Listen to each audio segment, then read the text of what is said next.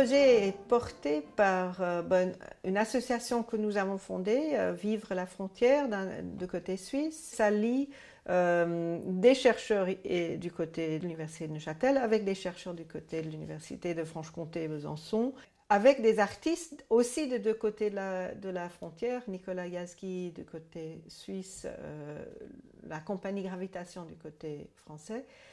L'idée étant de travailler sur les dynamiques, qu'est-ce que c'est que de vivre la frontière, et notamment de se concentrer sur les dynamiques culturelles et d'échanges entre les différentes parties de cette frontière sur l'arc jurassien, et pas simplement les stéréotypes et les tensions politiques et économiques qui les séparent, qui peuvent avoir l'effet de les séparer.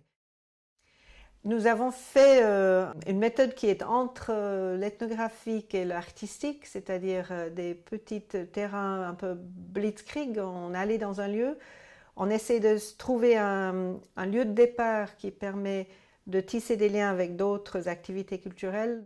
Et l'idée, c'est en même temps de faire des films de nature documentaire qu'on va ensuite monter pour faire des échos avec d'autres événements, pour parfois faire venir des gens dans le film sur scène.